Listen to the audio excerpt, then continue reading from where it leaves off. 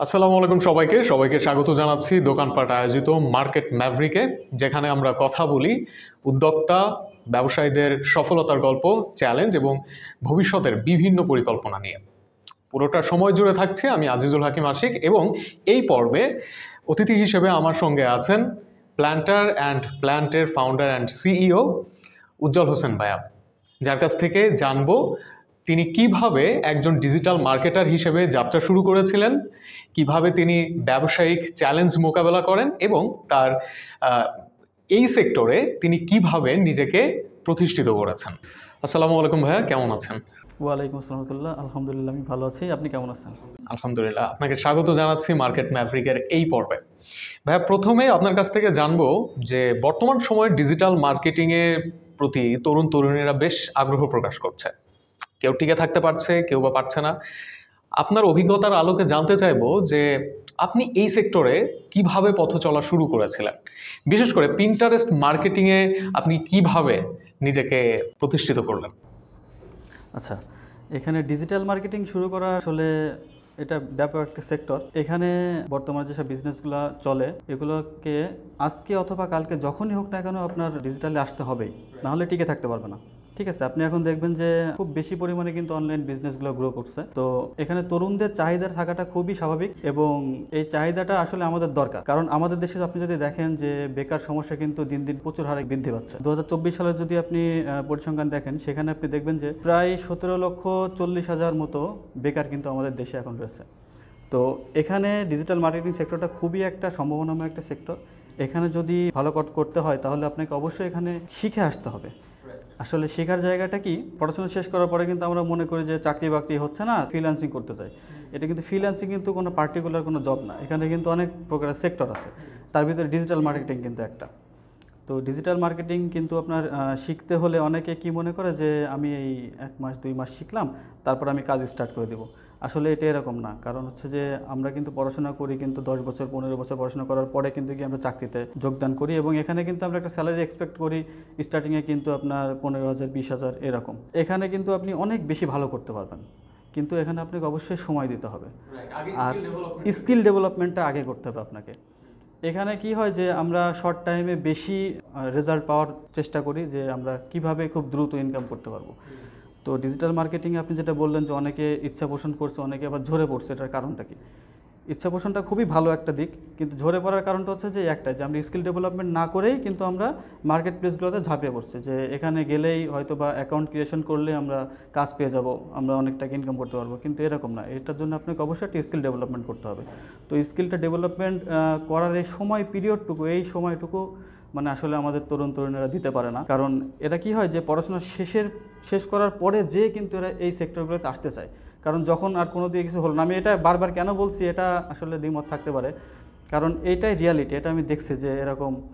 আর freelancing কিংবা আপনার digital marketing শেখার সবচেয়ে ভালো সময় আমার কাছে যেটা মনে হয়, এটা হচ্ছে আপনার পড়াশোনার শুরুর দিক থেকে, যেমন কলেজ শেষ করে ভার্সিটিতে যাওয়ার সময় থেকে, কিংবা আপনি চাকরি বাকরি করছেন, এর পাশাপাশি আপনি একটা কিছু করবেন, সেই ক্ষেত্রে আপনার কী হয়েছে, আপনার একটা ফিনান্সিয়াল সাপোর্ট কিন্তু থাকে।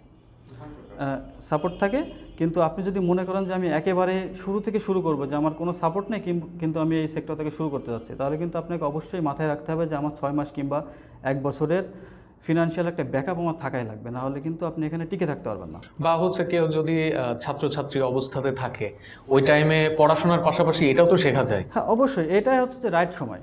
কিন্তু আপনি পড়াশোনা শেষ করার পরে আপনার তখন কুইক মানি দরকার, আপনার একটা চাকরি বাকরি ইমিডিয়েটলি দরকার। আপনি কিন্তু 6 মাস কিংবা 1 বছর সময় দেওয়ার মতো সময় আপনার হাতে নাই। কিন্তু আমরা এই কাজটা করি, এই কাজটার কারণেই হচ্ছে যে ঝরে পড়ার পরিমাণটা খুবই বেশি। কিন্তু এই সেক্টরটা খুবই সম্ভাবনাময়। এখন যেভাবে বিজনেসগুলো অনলাইনে গ্রো করছে, আমাদের দক্ষ জনশক্তি খুবই প্রয়োজন। আর আরেকটা বিষয় এখানে প্রবলেম কি হয়, যে আমরা আসলে, আপনি একটা জিনিস খেয়াল করলে দেখবেন যে আপনি যদি কোনো কাজের জন্য একজনকে খোঁজেন, আপনি দেখবেন অনেকে আছে যারা হচ্ছে যে জবলেস কিংবা জব করতে চায়, কিন্তু দক্ষ মানুষের খুবই অভাব। আমি বলি যে কাজ আছে ভাই, কিন্তু দক্ষতার অভাব। আপনি স্কিল ডেভেলপমেন্ট করেন, আপনার কাজের অভাব হবে না। রাইট। আপনি কিভাবে শুরু করেছিলেন? আমি শুরু করছিলাম, এটা একটা মজার কাহিনী আছে। তখন হচ্ছে যে আমি কলেজ শেষ করে ভার্সিটিতে ভর্তি হওয়ার জন্য আমি ঢাকাতে যাই।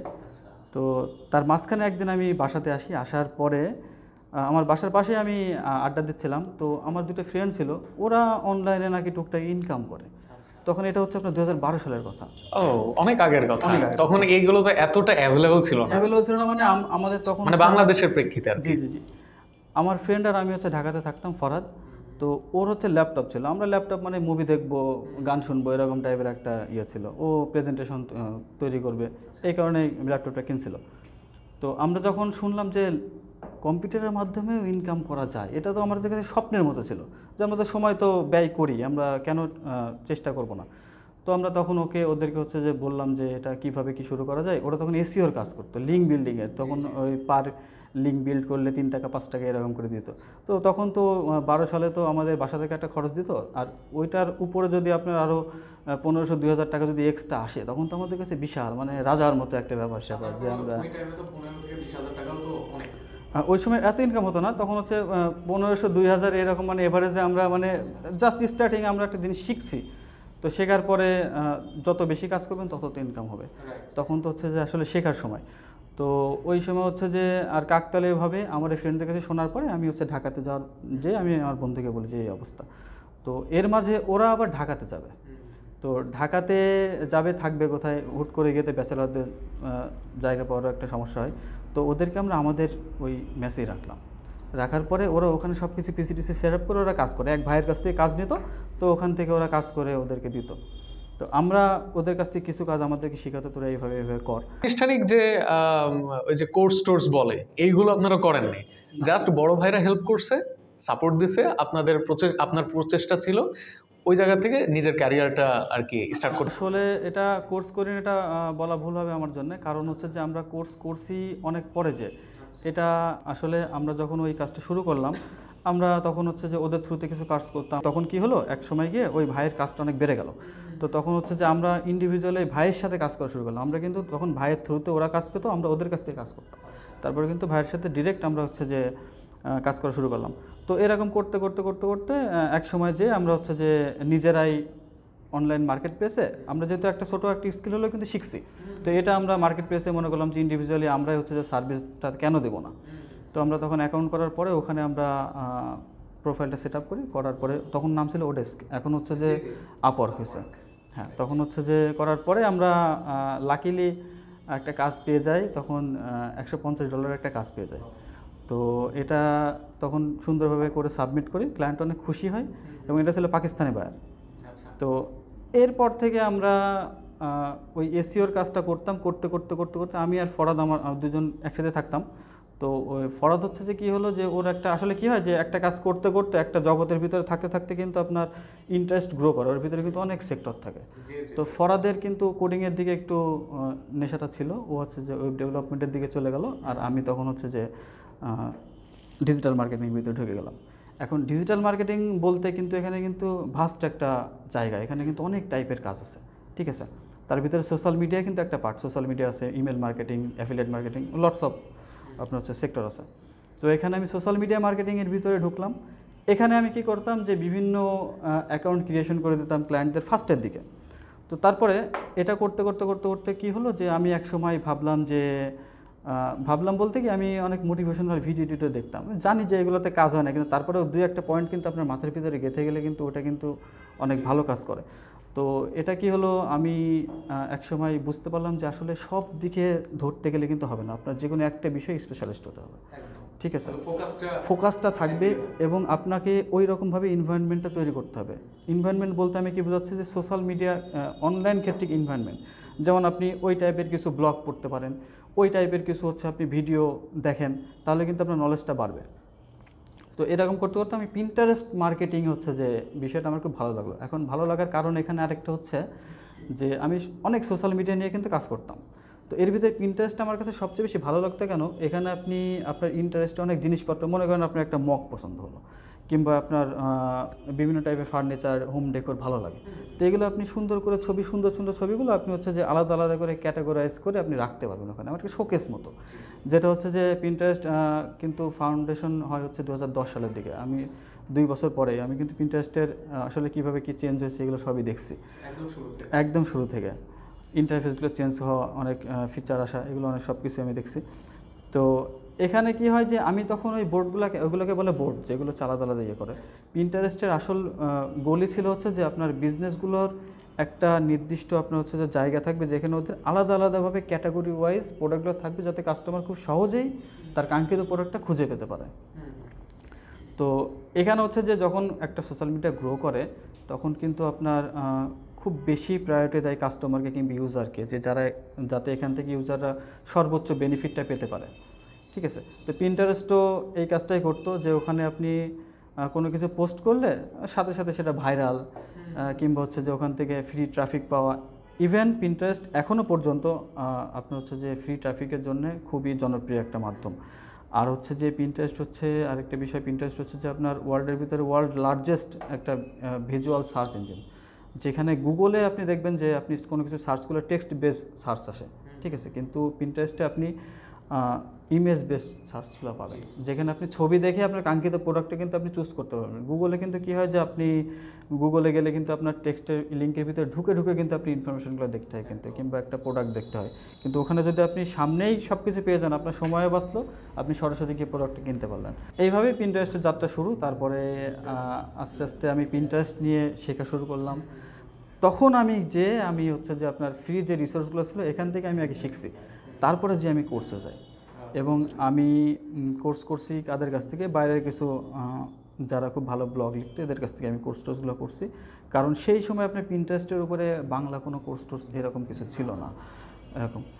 তো এইভাবেই যাত্রা শুরু। আর তখন হচ্ছে পিন্টারেস্ট খুবই জনপ্রিয় হয় ইউরোপের ওই দিক সাইডটাতে। পিন্টারেস্ট খুবই জনপ্রিয় একটা সোশ্যাল মিডিয়া, এখানে তখন অনেক ক্লায়েন্ট পাওয়া যেত, খুবই ভালো একটা গ্রোথ ছিল। বর্তমান সময়ে কোনো একটা প্রোডাক্ট বলেন, কোনো একটা সার্ভিস বলেন, মার্কেটিং করা কিন্তু খুব টাফ হয়ে যাচ্ছে। কারণ এখন মানুষ কিন্তু আর আগের মতো সেন্সে চলে না। এখন কোনো মানুষকে খুব সহজে কনভিন্স করা যায় না। তো সেক্ষেত্রে আপনার যে প্রতিষ্ঠান আছে প্ল্যান্টার অ্যান্ড প্ল্যান্ট, সেখানে আপনার পণ্যগুলো কিভাবে ডিজাইন করেন, কিভাবে আসলে ডেভেলপ করেন এবং সেইগুলো ক্লায়েন্টের কাছে তুলে ধরেন, এবং কিভাবে ট্রেন্ডগুলো আপনি ফলো করেন, কারণ নিত্য নতুন বিভিন্ন ট্রেন্ড আসে সামনে এবং আসছেও। এইগুলো কিভাবে আসলে মেনটেনেন্স করেন? এখানে হচ্ছে যে আসলে প্রোডাক্ট ডেভেলপমেন্টের যে বিষয়টা, এটা কিন্তু আপনার সবসময় কিন্তু আমাদেরকে ট্রায়াল অ্যান্ড এররের ভিতর থেকে যেতে হয়। যে একটা প্রোডাক্ট কিন্তু ডিজাইন থেকে শুরু করে একদম ফাইনাল প্রোডাক্ট যাওয়ার পর্যন্ত কিন্তু কিছু একটা প্রসেস আছে, যেখানে আপনি কি ম্যাটেরিয়াল ইউজ করছেন, এই ম্যাটেরিয়ালটা দিয়ে প্রোডাক্টটা আসলে টিকবে কীরকম, এটার আসলে ডিউরেশনটা কীরকম, পানি এখানে লাগলে কী অবস্থা হতে পারে, কিংবা লাইট লাগলে কী অবস্থা হতে পারে, এরকম বিভিন্ন টাইপের, মানে আমার প্রোডাক্ট বিষয়ে আমি বলছি এই টাইপের। আমি যেহেতু আপনার হচ্ছে প্লান্টার এবং বিভিন্ন টাইপের ভাস তৈরি করি, ফুলদানি, তো এইগুলোর ক্ষেত্রে আপনার হচ্ছে যে এইগুলো আমার সবসময় টেস্ট করতে হয়। টেস্ট করার পরে তারপরে যে ফাইনাল প্রোডাক্টটা ডেভেলপ হয়, এর ভিতরে অনেক সময় চলে যায়। যে আপনার হচ্ছে যে একটা প্রোডাক্ট টেস্ট করতে হয়তো বা 15 দিন, 20 দিন, 1 মাস এরকম লেগে যাচ্ছে। আর ট্রেন্ড ফলো করার যে বিষয়টা, এটা আমি মনে করি যে ভাইয়া ট্রেন্ড ফলো না করে আমাদেরকে ট্রেন্ড ক্রিয়েটর হওয়াটা আমি বেশি প্রিফার করি। কারণ আপনি হচ্ছে যে আমি যখন এই প্রোডাক্টগুলো নিয়ে বিজনেস শুরু করি, তখন কিন্তু আমিই প্রথম ছিলাম। এই প্রোডাক্টগুলো কিন্তু বাংলাদেশে কেউ আনে নাই সেই সময়, কিংবা তৈরি করার চিন্তাভাবনা করে নাই। এইটা হচ্ছে যে খুব বেশি না, এটা ডিসেম্বরের 21 সালের ডিসেম্বর, 2021 সালের ডিসেম্বর মাসের দিকে। তখন এগুলো ছিল না। আসলে এটারও ছোটো একটা গল্প আছে। গল্পটা হচ্ছে এরকম যে মানে আমি স্বভাবতই সব কাজ ভাই একটু সহজে করার চেষ্টা করি, একটু কুড়ে টাইপের, ঠিক আছে, যে হচ্ছে যে যাতে খুব ইজিলি করা যায়। তো আমার গাছ টাছ লাগানোর প্রতি একটু নেশা আছে, ঠিক আছে। তো আমি ভাবতাম যে আরও সহজে কীভাবে এত টপ না কিনে কীভাবে একটা সাস কিংবা মোল্টোল দিয়ে সহজে আমি অনেকগুলো তৈরি করতে পারলাম, ঠিক আছে। এই থেকে আমি অনলাইনে সার্চ করা শুরু করলাম যে আসলে এটা কীভাবে তৈরি করা যায় ইজিলি। তো তখন আমি দেখলাম যে হ্যাঁ, অনেক মোল্ড কিংবা অনেক সাস টাস পাওয়া যায়, এগুলো দিয়ে তৈরি করা যায়। তো আমি আমার নিজের জন্যেই কয়েকটা নিয়ে আসলাম। নিয়ে আসার পরে আমি এটা তৈরি করার পরে গাছ লাগিয়ে, আমি যেহেতু গাছের শখ আছে, বিভিন্ন গাছের কমিউনিটিতে আমি আসি, তো ওখানে আমি গাছগুলো সেট আপ করে ওখানে দিলাম। তো দেখলাম যে মানে সবাই কোথা থেকে কিনছেন, কোথায় পাইছেন, এরকম অনেক হিউজ রেসপন্স। তো তারপর থেকে আমার বিজনেসটা মাথায় আসে যে এটা দিয়ে আমি তো বিজনেস করতে পারি।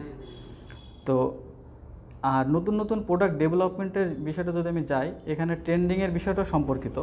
ট্রেন্ডিংটা কী হয় যে আসলে আপনি যখন এই রিলেটেড বিজনেস করেন, তখন হচ্ছে যে আপনাকে সব সময় কিন্তু বাজারের দিকে নজর রাখতে হয় যে আসলে কী টাইপের প্রোডাক্ট আসছে, কী টাইপের প্রোডাক্ট চলে। এটা হচ্ছে যে শুধুমাত্র আপনি বাংলাদেশের মার্কেট যদি আপনি ফলো করেন তাহলে হবে না, আপনার বাইরের মার্কেটে ফলো করতে হবে যে আসলে এখানে এগুলা কি চলছে। কারণ আজকে যেটা বাইরে চলছে কালকে টুডে আর টুমোরো অবশ্যই আমাদের এখানে ওটা আসবে, ঠিক আছে। আর এই রিলেটেড আমি প্রোডাক্ট তৈরি করি, এইগুলো হচ্ছে যে আপনার বাইরের কান্ট্রিতে নতুন নতুন ডিজাইন প্রতিনিয়তই আসে। তো খুব সহজে এবং সহজলভ্যভাবে আমাদের দেশে কীভাবে আনা যায় এটা আমি সবসময় ফলো করি। তো এটা আনার পরে আমি তারপরে হচ্ছে যে নতুন নতুন প্রোডাক্ট এইভাবে আমি নিয়ে আসি। তো ট্রেন্ড হচ্ছে যে আসলে ওইগুলাই ধরেন ট্রেন্ড, যেখান থেকে আপনি প্রোডাক্টের আইডিয়া পাচ্ছেন। তো এটা যখন আপনার বাংলাদেশে না, আপনি শুধুমাত্র যে আপনার বাংলাদেশের ট্রেন্ড ফলো করে চলতে হবে এমন কোনো কথা নেই। তো ওইটা হচ্ছে যে আপনার ওইভাবে আমি প্রোডাক্টগুলো আসলে নতুন নতুন ডিজাইন কোনগুলো আনবো, কোনগুলো মার্কেটে চলবে, এগুলো কিন্তু আমি নিজেই ইমপ্লিমেন্ট করি। তারপর হচ্ছে যে আসলে ফাইনাল প্রোডাক্টে যায় যে এটা আসলে আনবো কি আনবো না, এগুলোর ভিতরে আপনার অনেক টেস্ট করতে হয়, অ্যাড রান করে দেখতে হয় আসলে এগুলোর রেসপন্স কেমন। এইভাবেই আপনার নতুন প্রোডাক্ট আসলে আসে আমাদের এখানে। আপনার কথা শুনে যেটা উপলব্ধি করতে পারলাম, ওই যে একটা প্রবাদ আছে না যে ওয়ার্ক স্মার্টার নট হার্ডার, সেটার পূর্ণ ব্যবহার আপনি করছেন।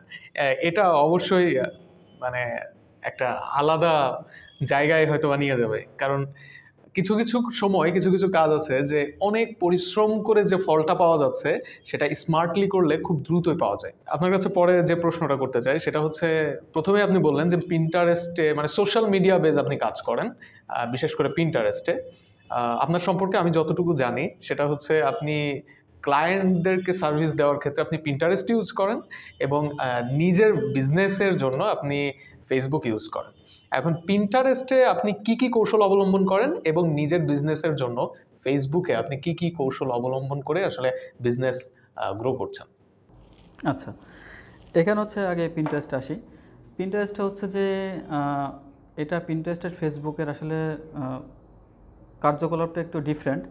কারণ ফেসবুকে আপনি কিন্তু সব ধরনের কাজই করতে পারেন, যেখানে আপনি আপনার পার্সোনাল লাইফের সব কিছু শেয়ার করছেন। পিন্টারেস্টে কিন্তু মানুষ ইউজ করে জাস্ট বিজনেস পারপাস। এখানে পার্সোনাল অ্যাকাউন্টও আছে, যেটা কিন্তু এত বেশি পপুলার না, যেটা বিজনেসের ক্ষেত্রে যেটা পপুলার। তো এখানে পিন্টারেস্ট যখন শুরু করে তখন কিন্তু আমি শুরু থেকেই পিন্টারেস্টে ছিলাম। তো ওখানে হচ্ছে যে আপনার অর্গানিক মার্কেটিংটা আসলে খুবই ভালো কাজ করে। আর তারপরেও আমি পেইড মার্কেটিংও করছি, কিন্তু অর্গানিকটা আমি বেশি করছি। কারণ এখানে হচ্ছে যে আপনার গুগলের জন্য যেরকম এসইও করতে হয়, পিন্টারেস্টের জন্য সেমভাবে এসইও করতে হয়। তো পিন্টারেস্ট এসইওটা আসলে একটু স্মার্টলি করতে হয়। এখানে হচ্ছে যে আপনার টেকনিক্যাল বিষয়গুলো যদি আপনার ঠিক থাকে তাহলে আপনি এমনিতেই ওখানে হচ্ছে যে রিচ পাবেন, এমনিতেই ওখানে আপনি ট্রাফিক পাবেন। কিন্তু শুধুমাত্র ইন্টারনাল টেকনিক্যাল বিষয়গুলো তো ঠিক থাকতে হবেই, পাশাপাশি আপনার যে কন্টেন্টগুলো আপনি দিচ্ছেন এগুলো অবশ্যই ভ্যালুয়েবল কন্টেন্ট হতে হবে, নাহলে তো আপনার কাস্টমার তো ওখানে আসবে না। আর এটা হচ্ছে যে আপনার ব্লগ বেসড এবং প্রোডাক্ট বেসড দুইটা জিনিসের জন্যই পিন্টারেস্ট বেস্ট কাজ করে আমার দৃষ্টিতে। আর এখন যদি আপনি ফেসবুকের জায়গাতে আসেন, তো ফেসবুকে আমি মার্কেটিংয়ের ক্ষেত্রে পেইড মার্কেটিংটা প্রিফার করি। আর হচ্ছে যে আপনার অর্গানিক মার্কেটিংয়ের ক্ষেত্রে কি হয় যে শুধুমাত্র আপনি সাজিয়ে গুজিয়ে পেজটা একটু রাখবেন, এটাই হচ্ছে যে আপনার বিষয়। আর ফেসবুক মার্কেটিংয়ের ক্ষেত্রে অর্গানিক্যালি আপনি যদি কাজ করতে চান তাহলে আপনাকে নতুন নতুন যে ফিচারগুলো আছে এগুলো আপনাকে ইউজ করতে হবে। এবং আপনি দেখবেন যে এখন কিন্তু রিলস অনেক বেশি ভালো কাজ করে, ঠিক আছে। অল্প টাইমের ভিতরে দেখা যাচ্ছে কিছু ভিউ পাওয়া যায়। হ্যাঁ, খুব ইজিলি আপনি ভিউ পাবেন, যেটা আপনি টেক্সট বেসড কিংবা আপনি ইমেজ বেসড পোস্টে কিন্তু এগুলো আপনি পাবেন না। তো আপনি যেটাতে বেশি রেজাল্ট পাচ্ছেন অর্গানিক্যালি, আপনি সেটাতে বেশি সময় দেন, আপনি সেগুলো বেশি ক্রিয়েট করেন। আর তারপরেও ইন্টারনালি ফেসবুকের কিছু উইকলি গোল থাকে, যেটা আপনি ফেসবুক বিজনেসের ভিতরে গেলে আপনি দেখতে পারবেন। এই উইকলি গোলগুলো যদি আপনি ফিল আপ করেন তাহলে ফেসবুক আপনার পেজগুলোকে অন্যান্য সিমিলার পেজের সাথে আপনার সাজেস্ট করবে, এখান থেকে আপনি নতুন নতুন অডিয়েন্স পাবেন। তারপর আমি আরেকটা কাজ করি, যেটা হচ্ছে যে আপনার গ্রুপের মাধ্যমে বলতে কি আমার নিজস্ব কাস্টমারদের জন্য যে একটা সিক্রেট একটা গ্রুপ থাকে, এই একটা গ্রুপ তৈরি করে কিন্তু আপনি আপনার কাস্টমারকে নতুন নতুন ভ্যালু কিংবা হচ্ছে যে আপনার নতুন প্রোডাক্ট আসলে সেখানে ডিসকাউন্ট ফার্স্ট প্রায়োরিটি আপনার কাস্টমারগুলোকে আপনি দিতে পারেন। এইভাবে আপনি কাস্টমারকে এঙ্গেজড রাখতে পারেন। আর তাছাড়া আপনি যদি ভাস্ট মেজরিটির কাছে যেতে চান তাহলে অবশ্যই আপনাকে পেইড মার্কেটিং করতে হবে, কারণ পেইড মার্কেটিং ছাড়া আপনি এখন বর্তমানে ফেসবুকের তো কোনো লাভ নেই, আপনাকে ফ্রিলি কেন দেখাবে। আমি তো সেলিব্রিটি না, আমি সেলিব্রিটি হলে না হয় আমাকে ফ্রিলি অনেক রিচ দিল, যাতে অন্য অডিয়েন্সগুলো আমাকে দেখার জন্য ওখানে এসে ভিড় জমায়, ঠিক আছে, আমি যেহেতু প্রোডাক্ট সেল করছি, ফেসবুকের অবশ্যই লাভ থাকা লাগবে। আর এখানে আমি যতদূর দেখছি যে ফেসবুক আপনার হচ্ছে যে টোটাল সেলের মোটামুটি 20% আপনার কাছ থেকে নিবে, আপনি যেভাবেই মার্কেটিং করেন না কেন। আচ্ছা, আমি এখানে ছোট্ট করে একটু জানতে চাই, সেটা হচ্ছে আপনি বললেন যে ফেসবুকের কিছু উইকলি গোল থাকে। আমি যতটুকু জানি, আমি যতটুকু আপনার কথা শুনে ধরতে পারলাম, সেটা হচ্ছে, সেটা একটু ছোট করে বললে, প্রতিদিন মানে বলা হয় যে প্রতিদিন অন্ততপক্ষে একটা কি দুইটা পোস্ট করতেই হবে, মানে এঙ্গেজ রাখার জন্য, অডিয়েন্সের সাথে এঙ্গেজ থাকার জন্য। সেখানে পিন্টারেস্টে কি প্রতিদিন এরকম কোনো গোল আছে কিনা, বা উইকলি কোনো গোল আছে কিনা? পিন্টারেস্টে এরকম গোল নেই। পিন্টারেস্টের মেইন যেই কাজটা হয়, পিন্টারেস্ট সবসময় ফ্রেশ কন্টেন্ট পছন্দ করে। আচ্ছা, ঠিক আছে, মানে নতুনত্ব বা হচ্ছে নতুন কন্টেন্ট পিন্টারেস্ট বেশি পছন্দ করে। এখানে নতুন কন্টেন্ট বলতে আমি তো প্রতিদিন একটা করে ব্লগ লিখতে পারি না, ঠিক আছে, যেহেতু এটা ভিজুয়াল সার্চ ইঞ্জিন। আপনি একটা ব্লগ লিখলেন আজকে, ব্লগ লেখার পরে ওই ব্লগটা কিন্তু আপনি কিন্তু যেহেতু ভিজুয়াল সার্চ ইঞ্জিন, আপনাকে একটা ভিজুয়াল তৈরি করতে হবে, ঠিক আছে। এখন আপনি একটা কন্টেন্টের জন্য 10টা ভিজুয়াল তৈরি করেন, 10টা আলাদা আলাদা যদি ছবি থাকে ওখানে, ওটা কিন্তু পিন্টারেস্টের কাছে ফ্রেশ কন্টেন্ট, ঠিক আছে। তো পিন্টারেস্টে সবসময় ফ্রেশ কন্টেন্ট, এবং এটা হচ্ছে যে একটা সিকোয়েন্স অনুযায়ী মেনটেন করলে ভালো হয়, যে আপনি আজকে একটা দিলেন, কালকে একটা দিলেন, কিংবা কালকে 2টা দিলেন, এরকম একটু কম বেশ হতে পারে। কিন্তু আপনি এই সপ্তাহে একটা পোস্ট করলেন, 1 মাস পরে 2টা পোস্ট করলেন, এরকম করলে আপনি বেশি ভালো করতে পারবেন না। আপনাকে রেগুলারিটি মেনটেন করতে মানে ওই একটা কথাই, যে যে প্ল্যাটফর্মে আমি যাই না কেন, রেগুলারিটি মেনটেন করা খুবই মানে জরুরি। যেমন ইউটিউব হতে পারে, টুইটার হতে পারে, মানে যেখানে আমি যাব না কেন, রেগুলারিটি মেনটেন করা খুবই ইম্পর্টেন্ট। রাইট। আপনি এই যে ক্লায়েন্টদের সাথে কাজ করছেন দীর্ঘদিন ধরে, আপনার কিছু পার্মানেন্ট ক্লায়েন্টও আছেন হয়তো। আমি যতদূর জানি যে একজন ফ্রিল্যান্সার অনেক দিন ধরে কাজ করলে কিছু রিলেশন বিল্ড আপ হয়ে যায়। আপনি কিভাবে মেনটেন করেন যে ক্লায়েন্টদের সাথে রিলেশন ধরে রাখা এবং নতুন নতুন কানেকশন তৈরি করা, এটা আপনি কিভাবে করেন?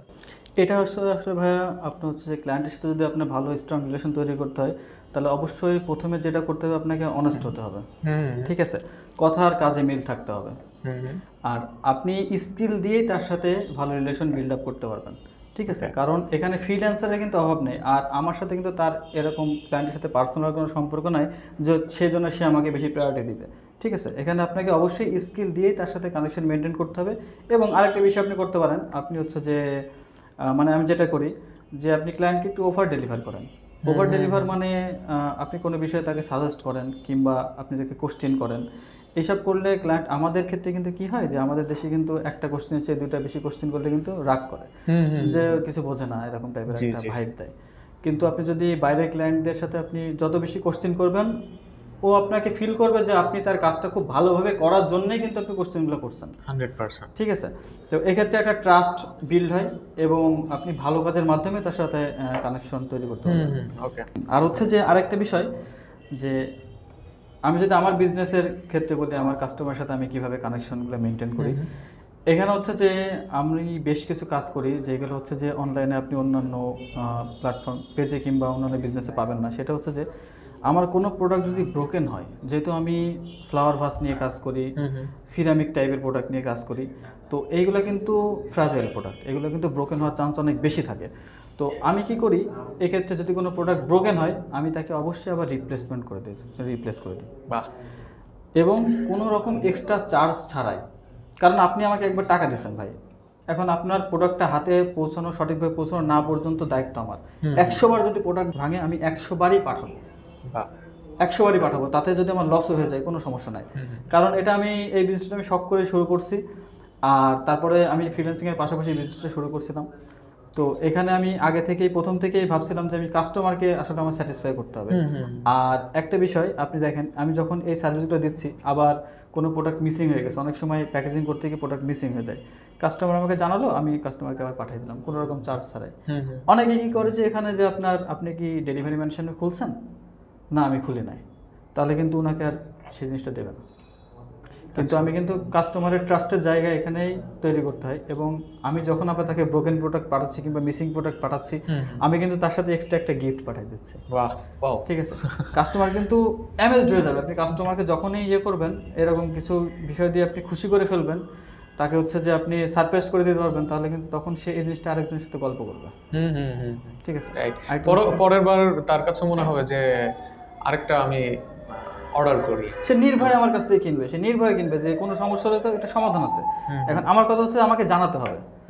আর তারপরে আরেকটা মজার বিষয় আপনাকে বলি, অনেক সময় আর আমার কন্টেন্টের আরেকটা বড় একটা সোর্স হচ্ছে আমার কাস্টমারগুলো।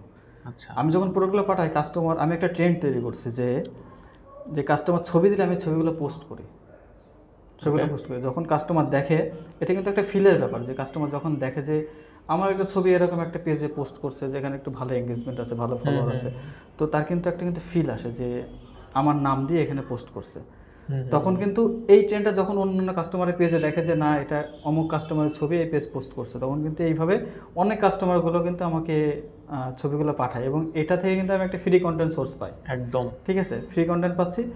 এবং অনেক সময় কী হয় যে কাস্টমার ছবি পাঠাইছে, আমি দেখলাম যে এখানে প্রোডাক্ট একটু ভেঙে গেছে। অনেক ভালো কাস্টমার থাকে যারা কি করে যে আপনার ভেঙে গেলেও আমাদের প্যাকেজিংটা আসলে খুবই ভালো, আমি নিজের প্রোডাক্টগুলো বলছি না, খুবই যত্ন করে প্যাকেজিং করি আমরা, তারপরেও অনেক সময় ব্রোকেন হয়। তো এখানে ব্রোকেন হলে কি হয় যে কাস্টমারগুলো, অনেক কাস্টমার জানায়, অনেক কাস্টমার জানায় না যে দেবে কিনা, তারপর হচ্ছে যে আপনার আবার বলবো, আবার ঝামেলা হবে কিনা, আবার নেওয়া একটা হ্যাসেলের ব্যাপার আছে। তো যখন ছবিগুলো দিই আমি অনেক সময় খেয়াল করি যে আমি জুম করে দেখি যে আসলে ছবিতে কী অবস্থা। আমি এই তো রিসেন্ট গত পরশুদিন একটা প্রোডাক্ট দেখলাম যে আমার ওই উপরের একটা হেডের মাথার উপর একটু ভেঙে গেছে, ব্রোকেন হয়েছে। আমি জিজ্ঞেস করলাম কাস্টমারকে আসলে আপু এটা কী হয়েছিল, বলছে ভাই আপনাদের প্যাকেজিং আসলে খুবই ভালো, কিন্তু হচ্ছে যে এটা ভেঙে গেছে, আমি সুপারগুলো লাগিয়ে নিয়েছি। আমি বললাম যে না, সুপারগুলো লাগালে তো হবে না, আমি আপনাকে প্রোডাক্টটা আবার পাঠাবো। আমি প্রোডাক্টটা আবার পাঠাইছি এবং সাথে একটা গিফটও দিয়েছি। কাস্টমার আসলে পেয়ে খুবই খুশি, এবং সে তো এক্সপেক্টও করে না কখনো আনএক্সপেক্টেড আমি হচ্ছে যে এটা হচ্ছে যে ফ্রি ডেলিভারিতে পেয়ে যাব আর সাথে একটা গিফটও পাবো, এটা কিন্তু সে কখনো ভাবেনি। কাস্টমার দোয়া করে যে আপনার ব্যবসা অনেক বড় হোক, আমি দোয়া করি আল্লাহ আরো বরকত দান করুক। এই দোয়াতেই ভাই আস্তে আস্তে ইনশাআল্লাহ গ্রো করছে, আলহামদুলিল্লাহ। আর তারাও মার্কেটিং এর একটা বড় রোল প্লে করে এই ক্ষেত্রে। অবশ্যই অবশ্যই। আপনার ক্যারিয়ারে এখনো পর্যন্ত ফেস করা সবচেয়ে বড় চ্যালেঞ্জ কোনটি, যেটা এখনো পর্যন্ত আপনি একবারই ফেস করেছেন, এবং ওইটা কিভাবে আপনি মোকাবেলা করেছেন? আসলে চ্যালেঞ্জ বলতে গেলে চ্যালেঞ্জ তো আসলে অনেক আছে এখানে, ছোট ছোট অনেক চ্যালেঞ্জ থাকে, কিন্তু বড় চ্যালেঞ্জ সবচেয়ে ছিল যে আপনি যখন নতুন কিছু করতে যান, তখন আপনার ফ্যামিলি থেকে শুরু করে আশেপাশের মানুষ সবাই কিন্তু মোটিভেশন দিবে না, কারণ আমরা কিন্তু সবাই আননোনকে ফিয়ার করি। ঠিক আছে, ফিয়ার অফ আননোন যে জিনিসটা আছে, যে নতুন কিছু করতে গেলে এটা ফেইলার হওয়ার সম্ভাবনা সবচেয়ে বেশি থাকে। কিন্তু আপনি যখনই গতানুগতিক কাজ থেকে সরে যে নতুন কিছু করতে যাবেন, তখনই আপনার আশেপাশ থেকে বাধা আসবে। এর মানে এটা না যে তারা আপনাকে ডিমোটিভেট করছে, তারা আপনাকে ভালোবাসে, তারা চায় যে আপনি ভালো করেন। ঠিক আছে, তো সেই দিক থেকে অনেকে বলে যে এটা করলে এরকম হতে পারে, আরেকজন করছে এটা, আসলে আরেকজন ফেল করছে বলে যে আমি ফেল করবো এরকম কোনো কথা নাই। ঠিক আছে, ভবিষ্যৎ নাই, মনোযোগ দাও বা জব করো, জবের জন্য ট্রাই করো। রাইট রাইট রাইট, এরকম এই সমস্যাটা যারা হচ্ছে যে নতুন করে বিজনেস করে কিংবা ফ্রিল্যান্সিংয়ে যায়, এগুলো সবাই ফেস করে। এটা আমার কাছে সবচেয়ে বড় চ্যালেঞ্জ ছিল। তাছাড়া বিজনেস করতে যে অনেক ছোটোখাটো চ্যালেঞ্জ আছে, যেগুলো হচ্ছে যে আসলে চ্যালেঞ্জ না থাকলে বিজনেস করে মজা নেই। প্ল্যান্টার অ্যান্ড প্ল্যান্ট কিভাবে শুরু করেছিলেন, এবং এটা নিয়ে আপনার ভবিষ্যৎ পরিকল্পনা কি? এটা শুরুর গল্পটা আপনাকে আমি বলছি যে এটা আমি নিজের জন্য তৈরি করতে করতে, এটা হচ্ছে যে আপনার আমি যখন শো করছি অনলাইনে আমার বিভিন্ন কমিউনিটিতে, সেখান থেকে পপুলারিটি পাওয়ার পরে, সাড়া পাওয়ার পরে আমি এটাকে বিজনেসে কনভার্ট করার চিন্তা ভাবনা করছি। এটা কি আপনারা মানে নিজে হাতেই ক্রিয়েট করেন নাকি পাইকারি নিয়ে এসে ওইটা আবার রিসেল করেন? না না, রিসেল করি না। এটা হচ্ছে যে আমরা চায়নাতে বিভিন্ন মোল্ড পাওয়া যায়, এই মোল্ডগুলো সাসগুলো নিয়ে এসে আমরা এখানে ইন হাউস আপনার হচ্ছে যে প্রোডাকশন করি, নিজে প্রোডাকশন করি। আর হচ্ছে যে আপনার ভবিষ্যৎ পরিকল্পনা যদি বলেন, তো আমাদের চিন্তাভাবনা আছে যে প্ল্যান্ট অ্যান্ড প্ল্যান্টকে বাংলাদেশের ডেকোরেটিভ ব্র্যান্ড হিসাবে প্রতিষ্ঠা করার, ওয়ান অফ দ্য বেস্ট। আর আমাদের প্রোডাক্টগুলো প্রত্যেক জনের বাসাতে এক পিস করে হলেও আমাদের প্ল্যান্ট অ্যান্ড প্ল্যান্টের প্রোডাক্ট থাকবে, এটাই আমাদের ভীষণ, এবং সেই হিসাবে আমরা কাজ করে যাচ্ছি। ইনশাল্লাহ আল্লাহ চাইলে ভালো একটা কিছু হবে ইনশাল্লাহ। একজন উদ্যোক্তা হিসেবে আপনার জীবনের সবচেয়ে বড় অভিজ্ঞতা কি, এবং এটা আপনার প্রফেশনাল লাইফে কিভাবে প্রভাব ফেলেছে? খুবই সুন্দর একটা প্রশ্ন। এটা হচ্ছে যে আমার যদি অভিজ্ঞতা বলেন, তাহলে যখন একটা নতুন বিজনেস শুরু করি, তখন কি হয় যে প্রাইসিং, তারপর হচ্ছে প্যাকেজিং, তারপরে বিভিন্ন প্রোডাক্ট প্যাকেজ করে সেল করার, এই বিষয়গুলো কিন্তু অনেক চ্যালেঞ্জ আছে আপনার সামনে।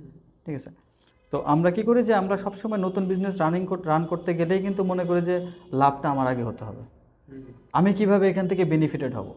আমি কিন্তু ইনিশিয়ালি কিন্তু শুধু আমি না, ইনিশিয়ালি যারা বিজনেস শুরু করে তারা কিন্তু এটা বিজনেস তো আমরা করছি চ্যারিটি করার জন্য না, অবশ্যই লাভ করার জন্য, ঠিক আছে, কিন্তু আমরা লং টার্ম ভিশনটা আমাদের ফার্স্টের দিকে থাকে না। এটা কি হয় যে কিভাবে আমার লাভ হবে, কিভাবে আমি বেশি প্রফিট করতে পারবো। তো আমি যতদিন এই সিস্টেমে ব্যবসা করতাম যে আমার লাভটা কত বেশি হবে, আমি কত বেশি করতে পারবো, ততদিন আমার বিজনেসের গ্রোথটা খুবই অল্প ছিল। কিন্তু যেদিন থেকে আমি ভাবছি যে আমার কাস্টমারে কীভাবে লাভ হবে, শুধু ভাবা না, আপনি যেদিন থেকে ফিল করতে পারবেন যে আপনার এই প্যাকেজটা নিয়ে কিংবা আপনার এই প্রোডাক্টটা নিয়ে কাস্টমারের লাভ হলো, সেদিন থেকে আপনার বিজনেসের গ্রোথ 10x বেড়ে যাবে, যেটা আমার ক্ষেত্রে হয়েছে। এবং এটা হচ্ছে যে আসলে আমি একটা জিনিস বিশ্বাস করি, আমার আব্বা একটা কথা বলে যে প্রোডাক্টে লাভ করতে হবে ভলিউমের উপরে। একজন একটা প্রোডাক্ট সেল করবে 10 পিস, তুমি সেল করবে 100 পিস, তোমার 100 জনের সাথে একটা রিলেশন তৈরি হবে, ওই 100 জন আবার আরও 100 জন নিয়ে আসবে। ওয়াও, ঠিক আছে। তো হোয়াট অ্যান আইডিয়া। হ্যাঁ, এইভাবে কিন্তু আপনি কিন্তু ভলিউমে, ও যদি 10 পিস বিক্রি করে, ও যদি আপনার 50 টাকা করে লাভ করে, তাহলে ওর 500 টাকা লাভ হবে। আর আমি 100 পিস বিক্রি করবো, 10 টাকা করে লাভ করব। এখান থেকে কিন্তু আমার কিন্তু 1000 টাকা লাভ হবে। 1000 টাকা লাভও হলো, আমার কিন্তু আরও অডিয়েন্সের সাথে যোগাযোগ, রিলেশন বিল্ড আপ হলো, এবং এটা ডে বাই ডে কিন্তু গ্রো করতে থাকবে যদি এই সিস্টেমে বিজনেস করি। তো এটা আমার সবচেয়ে বড় অভিজ্ঞতা। আসলে যতক্ষণ না পর্যন্ত আমার কাছে ফিল হয় যে কাস্টমার জিতছে, ততক্ষণ পর্যন্ত আপনার বিজনেস গ্রো করবে না। তো এই অভিজ্ঞতাটা আমি বিজনেস করতে যেয়ে পাইছি। ডিজিটাল মার্কেটিং এর ক্ষেত্রে পিন্টারেস্ট এবং ফেসবুক দুইটা তো দুই ধরনের প্ল্যাটফর্ম আমরা জানি। আপনি কোন প্রোডাক্টের জন্য কোন প্ল্যাটফর্মকে বেছে নেন? আসলে এখানে হচ্ছে যে আপনার পিন্টারেস্টের জন্য আপনি যদি প্রোডাক্ট বেসড আপনার কোনো বিজনেস হয় সেটা, আর হচ্ছে যে ব্লগিংয়ের ক্ষেত্রে কি হয় যে ব্লগিং করার পরে কিন্তু মানুষ কোনো কিছু সার্ভিস কিংবা কোনো প্রোডাক্ট কিন্তু সেল করে তার ওয়েবসাইটের মাধ্যমে। তো পিন্টারেস্টের ক্ষেত্রে আপনি এই দুইটার জন্য খুবই বেস্ট। আর হচ্ছে যে আপনার ফেসবুকে আপনি যে কোনো টাইপের প্রোডাক্ট কিংবা সার্ভিস আপনি সেল করতে পারবেন। এখানে আপনার হচ্ছে যে আসলে পিন্টারেস্টে দুইটা দিক থেকে বেশি ভালো কাজ করে। একটা হচ্ছে সার্ভিসের ক্ষেত্রে, সবই তো প্রোডাক্ট অ্যান্ড সার্ভিস, ঠিক আছে। তো এখানে আপনার প্রোডাক্টের ক্ষেত্রে পিন্টারেস্টকে আমি বেশি আগিয়ে রাখবো। আর তারপরে আপনার হচ্ছে যে এটা রিজন অনুযায়ী ভ্যারি করে, যে বাংলাদেশের জন্য একটা প্ল্যাটফর্ম বেশি ভালো কাজ করে, যে যেরকম হচ্ছে যে আপনার পিন্টারেস্ট কিন্তু বাংলাদেশের জন্য কাজ করবে না, বাংলাদেশের জন্য কিন্তু ফেসবুক কিন্তু খুব বেশি ভালো কাজ করবে, ঠিক আছে। তো এটা হচ্ছে যে আপনার ভ্যারি করে আসলে এটা কোন কান্ট্রিতে আপনি কী টাইপের প্রোডাক্ট সেল করছেন। আপনি দোকানপাটের কোন ধরনের পণ্য বা সেবা বেশি পছন্দ করেন এবং কি কারণে? আমি যতটুকু কেনাকাটা করি ওখান থেকে ম্যাক্সিমাম সময় আমি বেকিং আইটেম কিনি। তো বেকিং আইটেম কেন?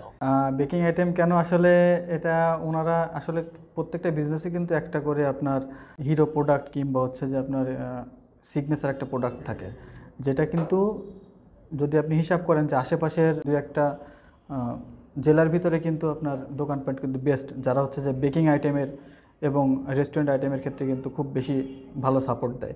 এবং এখানে সবচেয়ে আমি পছন্দ করি এই কারণে যে এখানে বেস্ট সার্ভিসটা পাওয়া যায় আর বেস্ট প্রোডাক্টগুলো ওনারা আমাদেরকে দিয়ে থাকেন। সবসময় এখান থেকে আমরা বেকিং আইটেমগুলো নিয়ে থাকি। আপনার কি দোকানপাটের উদ্দেশ্যে কোনো ধরনের পরামর্শ আছে যা তাদেরকে আরো উন্নত করতে সহায়তা করতে পারে? আসলে দোকানপাট থেকে যদি আমরা কাঁচামাল যে প্রোডাক্টগুলো এগুলো যদি আমরা একটু বেশি পাই তাহলে আমাদের জন্য সুবিধা হয়। কারণ আমরা বরাবরই জানি যে দোকানপাট ফ্রেশ প্রোডাক্টের উপরে বেশি ফোকাস করে এবং টাটকা আর ফ্রেশ সবজি আমাদের চাহিদা অনেক বেশি থাকে। তো এটা যদি দোকানপাট আমাদেরকে দিতে পারে তাহলে অবশ্যই আমাদের জন্য খুব ভালো হবে। আচ্ছা, আপনার জীবনের সবচেয়ে বড় অনুপ্রেরণা কি, যা আপনার ক্যারিয়ারে বেশ বড়সড় ভূমিকা পালন করেছে? অবশ্যই ইসলামিক টাইপের বিজনেস, মানে ইসলাম যেটাকে সাপোর্ট করে। কারণ আমরা বরাবরই কিন্তু জেনে আসছি যে বড় হতে হলে আপনাকে অসৎ উপায় অবলম্বন করতেই হবে, না হলে বড় হতে পারবেন, এরকম আমাদের কিছু সোশ্যাল নর্ম আছে। তো এটা কিন্তু আমরা যখন ইসলামিক ইকোনমি কিংবা অর্থনীতি যদি স্টাডি করি তখন দেখতে পারবো যে আপনার অনেক বড় বড় সাহাবী আছে যারা কিন্তু এখন বর্তমানের হিসাবে বিলিয়নিয়ার অনেক টাইপের অনেক বড় কিছু ছিলেন, যাদের অর্থবিত্ত অনেক কিছু ছিল, যারা কিন্তু ব্যবসায়ী ছিলেন, কেউ কিন্তু চাকরি করতেন না। তো আমাদের সেখান থেকে আসলে একটা অনুপ্রেরণা আসে যে বিজনেস সৎ উপায়েও করা যায় এবং সৎভাবে অনেক বেশি বড় কিছু করা যায়, এটা সম্ভব। আর এর সাথে যদি আমি কিছু অ্যাড করি যে হচ্ছে যে আসলে যদি মেন্টাল সাপোর্ট কিংবা হচ্ছে যে আপনার ব্যবসায়িক কোনো টিপস পরামর্শ আমি কীভাবে পাই, এটা আমি আমার আব্বু আম্মুর কাছ থেকে পেয়ে থাকি। কারণ আমার আব্বু অনেক বছর ধরে ব্যবসা করেন, উনি মোটামুটি ছোটোবেলা থেকে ব্যবসা করেন এবং ব্যবসার বয়স ওনার মোটামুটি 50 বছর ধরে উনি ব্যবসা করেন। হ্যাঁ, তো উনি আমাকে অনেক ব্যবসায়িক টিপস দিয়ে থাকেন এবং আমার আম্মুর কাছ থেকেও আমি কিছু টিপস পেয়ে থাকি, যেগুলো হচ্ছে যে আমি আসলে আমার জন্য কি পারফরমেন্সের ক্ষেত্রে অনেক বেশি কাজ করে, যেটা হয়তো বা মনে হতে পারে যে আম্মু কী টাইপের টিপস দেবে, কিন্তু এটা আমার অনেক কাজে লাগে। আর কিছু মেন্টাল সাপোর্ট থাকে যেখানে আপনি দ্বিধাদ্বন্দ্বে ভোগেন কিংবা একটু সাপোর্ট পেলে ভালো হয়, কিন্তু আপনি অনেক লো থাকেন অনেক সময় মেন্টালি। এই সাপোর্টগুলো আমি আমার ওয়াইফের কাছ থেকে পেয়ে থাকি। সে আসলে আমার অনেক সময় সাপোর্ট করে যখন আমি ব্যবসা নিয়ে একটু সমস্যার ভিতরে থাকি। তো এটা তো সবার সাথে আসলে শেয়ার করা যায় না, এটা হচ্ছে যে আসলে একটু ইন্টারনাল একটা ব্যাপার স্যাপার। তো সে আমাকে অনেক সাপোর্ট করে, বলা যায় আইডিয়াল ফ্যামিলি। না অবশ্যই। আচ্ছা, কাজের বাইরে আপনার আগ্রহ বা শখ কি? আপনি একটু আগে আমাকে বলছিলেন যে আপনি ওই যে ভেস্টের যে বিজনেসটা করছেন, প্ল্যান্টার অ্যান্ড প্ল্যান্ট, সেখানে আপনার শখ থেকে কিন্তু এই বিজনেসটা আপনি রান করেছেন। এরকম আর কি শখ বা আগ্রহ আছে যেগুলো আপনার প্রফেশনাল লাইফে একটা বড় রোল প্লে করে? গার্ডেনিংটা আমার খুব বড় একটা শখ, যেটা আমার ছোটোবেলা থেকে ছিল। মাঝখানে ঢাকাতে যাওয়ার পরে হয়তো বা এটা একটু কমে গেছিলো। তারপরে আবার যখন প্যান্ডামিক শুরু হয়, তো এই করোনার ভিতরে আমি আবার গার্ডেনিং করা শুরু করি। তো এখান থেকে আমার আসলে প্রফেশনাল লাইফে কীভাবে প্রভাব ফেলছে, এখানে আমি বেশ কিছু জিনিস শিখছি, যেটা আমার বিজনেস গ্রো করতে অনেক হেল্প করছে। কারণ একটা গাছ যখন ছোট থাকে ওটাকে কিন্তু আপনার অনেক নার্সিং করে, অনেক যত্ন করে কিন্তু বড় করতে হয়। এটা কিন্তু একটা ধৈর্যের ব্যাপার, যেটা আমি বিজনেসে কিন্তু আমি ধৈর্যটা শিখছি আমার গার্ডেনিং করতে যেয়ে। যে আসলে একটা জিনিস ছোটো থেকে বড় করতে হলে অবশ্যই আপনাকে এটাকে হচ্ছে যে সময় দিতে হবে, ধৈর্য রাখতে হবে। আর আরেকটা বিষয়, ব্যবসায় কিন্তু অনেক সময় সব সময় নতুন নতুন চ্যালেঞ্জ আসবে। আমি তো আগেই বলছি আপনাকে যে চ্যালেঞ্জ না থাকলে বিজনেস করে মজা নেই। কম্পিটিশন না থাকলে আসলে আপনি গ্রো করবেন, আপনি একটা কমফোর্ট জোনে থেকে যাবেন। যখনই কম্পিটিশন আসবে তখন আপনি গ্রো করবেন। তো এক্ষেত্রে হচ্ছে যে গার্ডেনিং আমাকে হেল্প করছে, যে একটা প্রবলেম যখন আসে, গাছে যখন একটা রোগ হয় কিংবা একটা পোকা ধরে, তখন কিন্তু আমরা পেস্টিসাইড দিই, ঠিক আছে, কীটনাশক দিই আমরা। তো বিজনেসের কিন্তু সেম ব্যাপার, যে আপনার প্রবলেম আসলে ওটাকে সলিউশন আছে, ওটা হচ্ছে সমাধান করতে হবে। আমরা আসলে মানুষ তো আমরা অল্পতে বিচলিত হয়ে যাই, কিন্তু যখন একটা গাছে আপনার পোকা ধরলো, আমরা কিন্তু ওখানে কিন্তু কীটনাশক দিলাম। তো এটা কিন্তু কীটনাশক একদিনে কিন্তু পোকাগুলো চলে যায় না, আপনাকে কিন্তু ধীরে ধীরে স্টেপ বাই স্টেপ করে ওটাকে কিন্তু আপনাকে কিওর করতে হয়। ঠিক সেম বিজনেসের ক্ষেত্রে এই জিনিসটা করতে হয়, যে আপনাকে সমস্যা আসলে সমাধান করতে হবে, ধীরে সুস্থে মাথা ঠান্ডা রেখে সমাধান করতে হবে। এই জিনিসগুলো আমি আমার গার্ডেনিং করতে গিয়ে শিখছি, যেটা আমার বিজনেস লাইফে অনেক বেশি হেল্প করছে। That's amazing. ভাই, আমাদের লাইফে আসলে চড়াই উতরাই আছেই। লাইফ আসলে স্টেবল না, কখনো আপ হয়, কখনো ডাউন হয়। আসলে এই যে কঠিন মুহূর্তগুলো, যখন ভালো সময় যায় সেটার কথা আলাদা, সেটা আমরা কম বেশি সবাই উদযাপন করি, কিন্তু কঠিন মুহূর্তে আমরা সবাই কম বেশি ভেঙে পড়ি। আপনার লাইফের কঠিন মুহূর্তগুলো আপনি কিভাবে মোকাবেলা করেন? কোনো স্পেশাল পদ্ধতি আছে কিনা? আসলে আপনি ঠিক বলছেন যে আমাদের লাইফে কিন্তু চড়াই উতরাই থাকবে। চড়াই উতরাই যদি না থাকে তাহলে কিন্তু লাইফের মজা নাই। কারণ আপনি দেখবেন একটা মৃত মানুষ যখন মারা যায়, তখন আপনি যে মেশিনটাতে ওঠানামা করে ওটা দেখবেন যে ফ্ল্যাট হয়ে যায়। ফ্ল্যাট লাইফ কিন্তু আপনি মৃত মানুষ, ঠিক আছে। চড়াই উতরাই থাকবে, এটাই হচ্ছে যে লাইফের মজা, এখানেই মজা। আর আমি কঠিন সময়গুলোতে কীভাবে মনোবল ধরে রাখি, এটার ক্ষেত্রে আসলে আপনি জানবেন যে মুসলিম কখনো হতাশ হয় না, ঠিক আছে। সে জানে যে তার জন্য যেটা ঘটছে এটা অবশ্যই আল্লাহর প্ল্যান। হ্যাঁ, আসলে আমরা অনেক সময় প্ল্যান করি, আল্লাহ অনেক সময় আল্লাহ প্ল্যান করেন আমাদের জন্য। তো যখন আমরা দেখি যে আমার প্ল্যানটা হয়নি, আমরা কিন্তু হতাশ হয়ে পড়ি। কিন্তু আমরা যদি এইটা ভাবি যে প্ল্যান আমারও আছে, আল্লাহরও আছে, ঠিক আছে।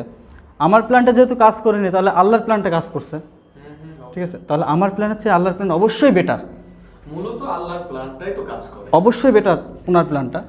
তো এক্ষেত্রে আমি হতাশ হই না। আর মানুষ হিসাবে সাময়িকভাবে কিন্তু যখন একটা সমস্যা আসে, আমরা কিন্তু ভেঙে পড়ি, এটা মানুষের নেচার, মানুষ ভেঙে পড়বে। কিন্তু পরক্ষণেই আমরা কিন্তু যদি ভাবি যে না, এটা অবশ্যই আমার জন্য বেটার। আর আমি এটা বিশ্বাস করি যে আমার যদি সবচেয়ে ওর্স মোমেন্টও আসে, খারাপ থেকে খারাপ, আই মিন ইট, খারাপ থেকে খারাপ সময় যদি আমার জীবনে আসে, তো আমি সেখানেও ইনশাল্লাহ আমি হতাশ হব না। কারণ আমি জানি যে আমার জন্য যেটা ঘটছে সেটা ভালোর জন্যই ঘটছে। আল্লাহ পাক সবচেয়ে ভালো প্ল্যানার, এবং এটা আপনি কখনোই ফরওয়ার্ডে থেকে কিন্তু আপনি এটা জাজ করতে পারবেন না। আপনি যখন লাইফে অনেক দূর এগিয়ে যাবেন, তখন আপনি পিছনে তাকিয়ে দেখবেন যে ওটা আপনাদের যেটা ঘটছিল এটা আপনার জন্য মঙ্গলে ছিল, সেই জন্য আপনার জন্য ঘটছিল।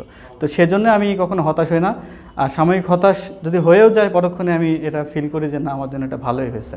সেজন্য আমি হতাশাটা এরকমভাবে কাজ করে না। বা অসাধারণ বলেছেন ভাইয়া। আসলে আপনার কথাগুলোর যৌক্তিকতা এবং কথার যে প্যাটার্ন, এগুলো আমাকে মানে মুগ্ধ করেছে। আপনার কথাগুলো শুনে যারা আমাদের অডিয়েন্স আছেন, যারা আসলে লাইফে কিছু একটা করতে চায়, বিশেষ করে যারা বিগিনার, তাদের কাছে এই কথাগুলো অনেক মূল্যবান হতে পারে আমার কাছে মনে হয়। আর সেই সাথে আপনাকে অনেক অনেক ধন্যবাদ আমাদের এই পর্বে সময় দেওয়ার জন্য। Best of luck for your next journey. আর আপনাদেরকেও অসংখ্য ধন্যবাদ যারা মন দিয়ে এবং খুব ইন্টারেস্ট সহকারে এই এপিসোডটা একদম শুরু থেকে শেষ পর্যন্ত দেখলেন। আমাদের মার্কেট ম্যাভরিকের যে প্রত্যেকটা পর্ব হয় বা প্রত্যেকটা এপিসোড হয়, আমরা এই এপিসোডে এরকম আরও গল্প তুলে আনার চেষ্টা করি আপনাদের জন্য, যাতে করে আপনারা একটু অনুপ্রাণিত হতে পারেন। আপনারা যারা নতুন উদ্যোক্তা হিসেবে পথ চলা শুরু করছেন, বা যারা নিজের প্রফেশনাল ক্যারিয়ার স্টার্ট করছেন, বা ক্যারিয়ার স্টার্টের দরকার নেই, যারা ইন্টারমিডিয়েট পর্যায়ে আছেন বা একটা জায়গায় আছেন, কারণ শেখার তো কোনো শেষ নাই। আমাদের এই আলোচনাগুলো আপনাদের জন্য অনেক ফলপ্রসূ হতে পারে আই থিঙ্ক। এমন আরও কিছু পর্ব দেখতে আমাদের সঙ্গেই থাকুন, আর অবশ্যই লাইক শেয়ার করে দিবেন এই পর্বটা, এবং আপনাদেরও মতামত জানাবেন যে কেমন লাগলো, কোন কোন সেন্টেন্স বা কোন কোন কথাগুলো আপনাদের লাইফে প্রভাব ফেলতে পারে, জানিয়ে দিতে পারেন কমেন্ট সেকশনে। দেখা হচ্ছে পরবর্তী এপিসোডে। সে পর্যন্ত ভালো থাকবেন, সুস্থ থাকবেন। আল্লাহ হাফেজ। আসসালামু আলাইকুম ওয়া রাহমাতুল্লাহ।